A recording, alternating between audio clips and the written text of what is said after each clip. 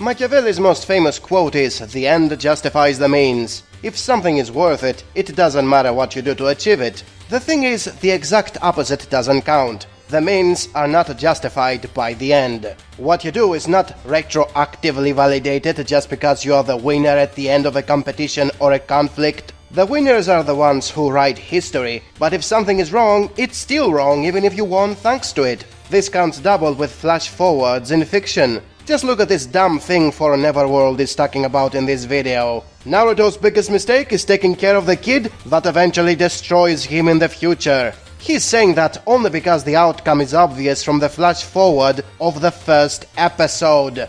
But that's not a justified remark. It hasn't happened yet. Naruto is being blamed for doing something that is consistent with his character. He had no ill intentions when he did that. This is Minority Report logic, where he's taking the blame for a future outcome he doesn't know of or even supports. Which is why flash-forwards are a bullshit literary method. You can excuse anything with them, regardless of how dumb it sounds at the moment it happens. Is Deku doing something that feels completely stupid? No problem, he's justified because the flash-forward is reassuring us he becomes the greatest hero, so there's never gonna be a big mistake no matter what he does. And here is a generational explanation behind this phenomenon. The action heroes of the 20th century had to prove their worth. The big three of the double O's, on the other hand, were made for millennials, who, like the self-entitled spoiled brats they are in comparison to the superior Generation X, they want everything right away without first proving if they deserve it.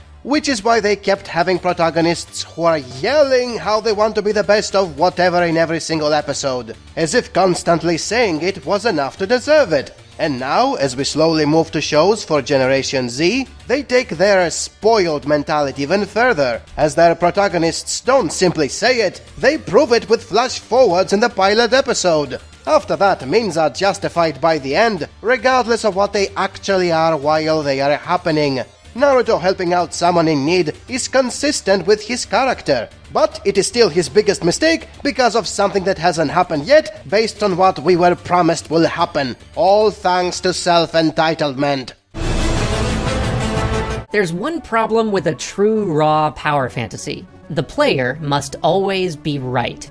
Hey, psst, hero darts! Why do you think Bakugo is a great hero when he tortures innocent children to feed his ego?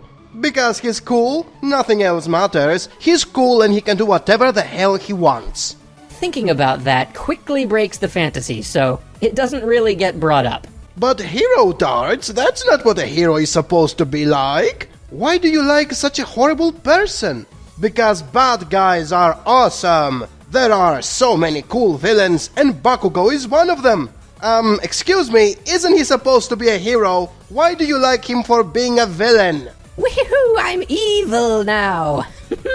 Can you even explain why so many of you are defending Light Yagami as a hero of justice for killing thousands of people, many of which were not even guilty of a crime? Not because he wanted justice, but because he wanted to be worshipped as a god? As you were running and gunning along, some guy popped out of the bushes to say, "What are you doing?" Stopping to think about what you're actually doing in the context of the story often reveals your character to be kind of a psychopath. It's because none of the trash you are worshipping has anything to do with justice or heroism. You just find it cool they have the power to do anything they like and be worshipped for it.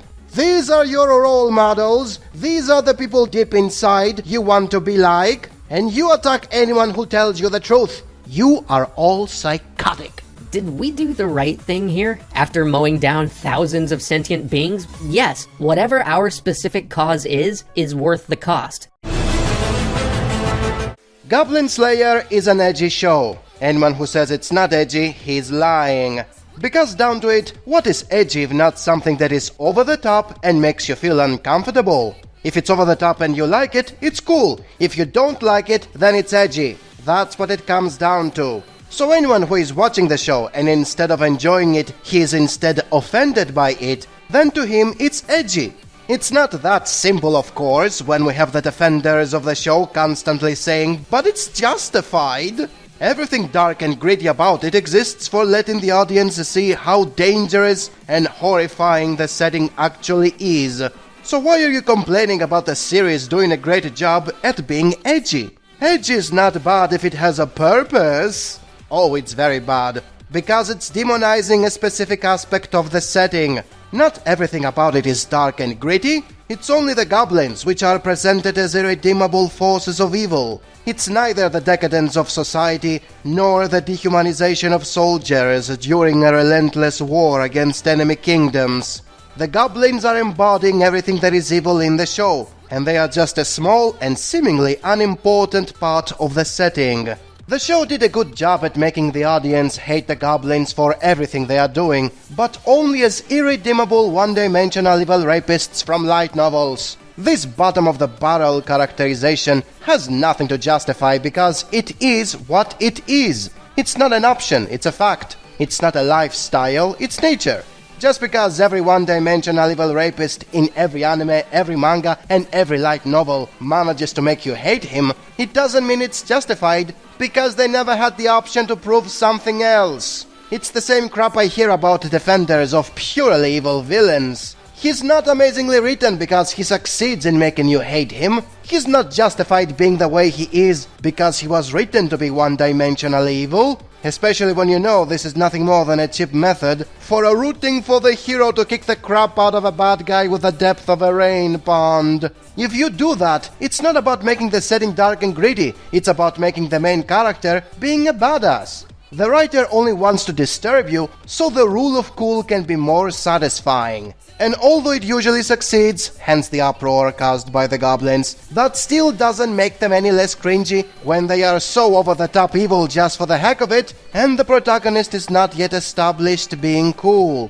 All the disgust they were feeling could not be transformed into cool spectacle because they didn't first establish the hero being a badass before we moved to the goblins. A setting is not dark and gritty when only one thing in it is dark and gritty, and the protagonist can turn the world into rainbows and unicorns by kicking the crap out of the bad thing. They can throw in as much rape and gore as they want, and it's not going to fix that. For the conflict to be justified, there shouldn't be an embodiment of evil. That's why Berserk wasn't edgy, and its setting was justified up until the eclipse. It was just kingdoms at war with each other, and everyone was a human forced to do atrocities in a cruel world. After the eclipse, this changed completely, because evil was centered around demons who love to torture and rape because they're evil. And the audience is rooting for Guts to save the day with his Dragon Slayer Bankai as he powers up with his Berserker armor and has a lolly sidekick for comedy. It became empowerment fantasy, edgy and not justified, just like Goblin Slayer.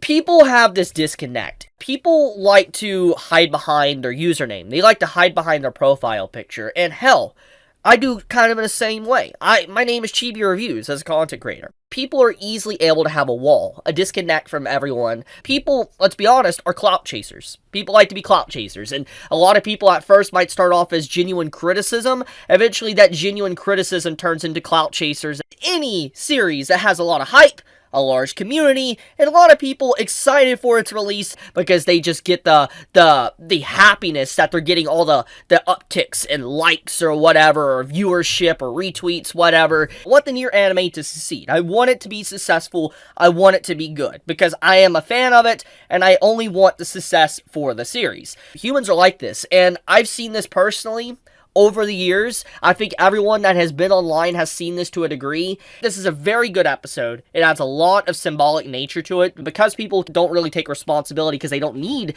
to take responsibility because of just how the internet is. People don't think about what they're saying, and they never will care or take responsibility because they could just get away with it. It's sick. I feel the passion from the project. I can tell that A1 Pictures cares about this. If people get upset with this, let them. Let them get upset. They should, because this was meant to show the cruelty of just what the internet can actually do to people. This anime is a dumpster fire. The anime collapsing so hard, it's a dumpster fire. It is.